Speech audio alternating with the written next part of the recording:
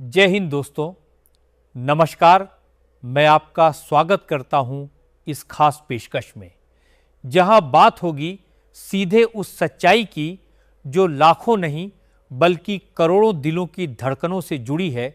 वो दिल जो सालों तक देश की सेवा करते रहे और आज उम्मीद लगाए बैठे हैं अपने हक, अपने अधिकार और अपनी मेहनत के सही सम्मान की।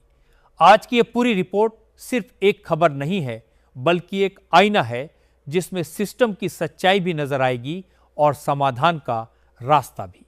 दोस्तों, आज देश भर के केंद्रीय कर्मचारी और करीब 65 लाख पेंशन धारकों के लिए जो अपडेट सामने आए हैं वो साधारण नहीं है। ये सीधे तौर पर आपकी जेब, आपके भविष्य और आपकी आर्थिक सुरक्षा से जुड़े हुए हैं।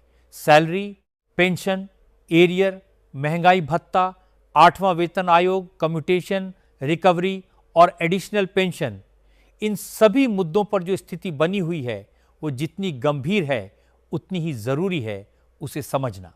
अब जरा ठहर कर सोचिए, एक कर्मचारी अपनी पूरी जिंदगी सेवा में लगा देता है, सुबह से शाम तक मेहनत करता है, अपने परिवार से ज्यादा वक्त अपने कर्तव्य को देता है और जब रिटायरमेंट का समय आता है तो उसे उम्मीद होती है कि अब जिंदगी आराम से गुजरेगी। लेकिन क्या वाकई ऐसा हो रहा है? यही सबसे बड़ा सवाल है। सबसे पहले बात करते हैं कम्यूटेशन रिकवरी की।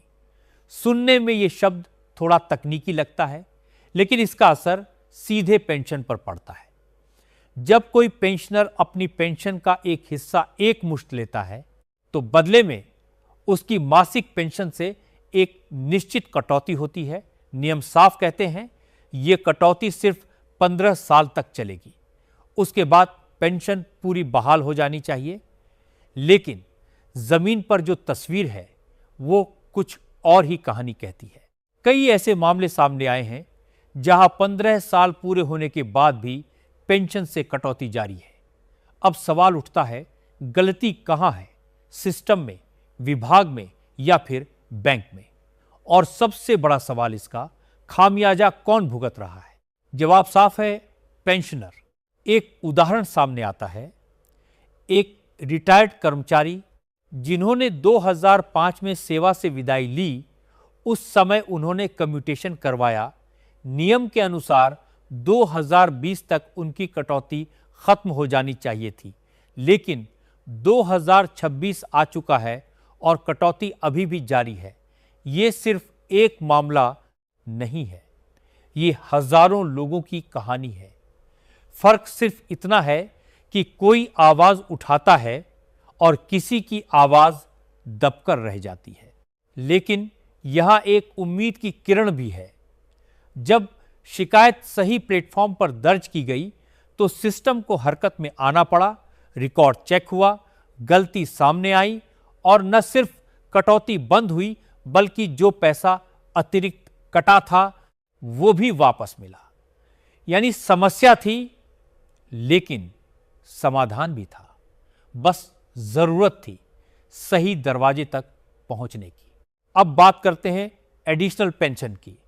सरकार का नियम कहता है कि जैसे ही कोई पेंशनर 80 साल की उम्र पार करता है उसकी पेंशन में 20% की बढ़ोतरी होनी चाहिए।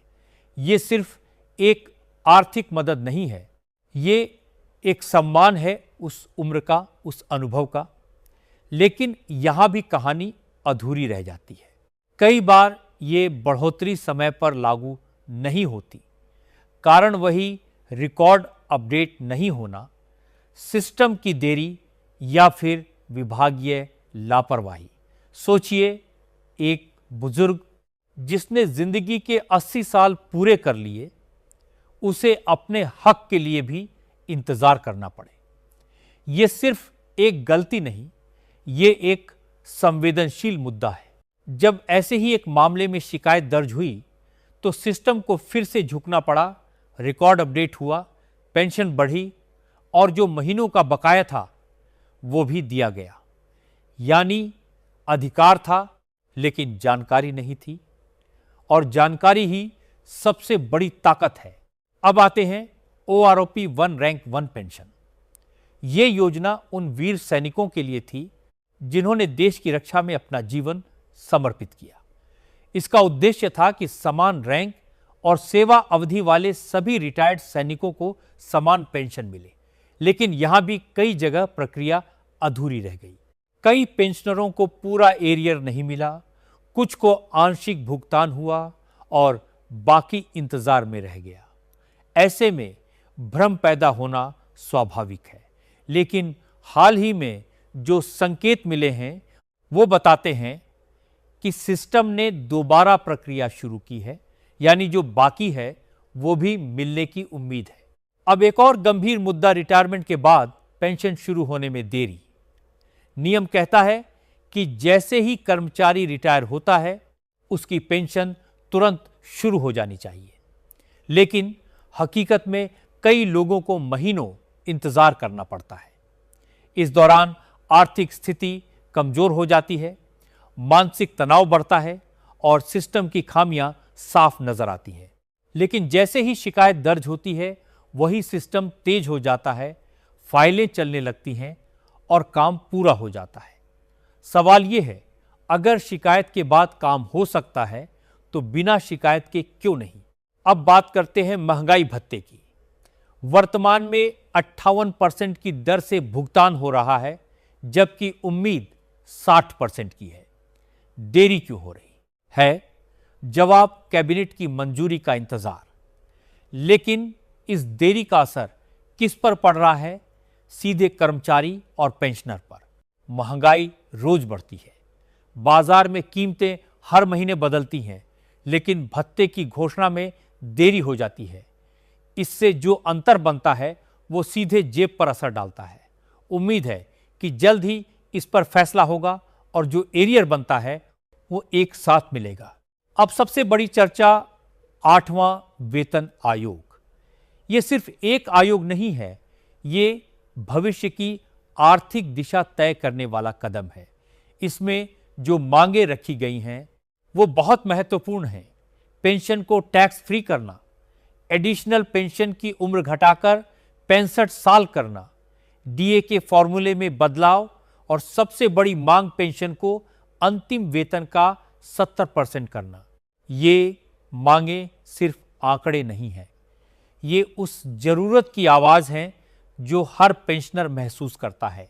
समय बदल गया है, खर्च बढ़ गया है और उसी के अनुसार नीतियों में बदलाव जरूरी है।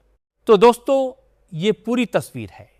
एक तरफ समस्याएं हैं, देरी है, सिस्टम की खामियां हैं, लेकिन दूसरी तरफ समाधान भी है, जागरूकता है और उम्मीद भी है।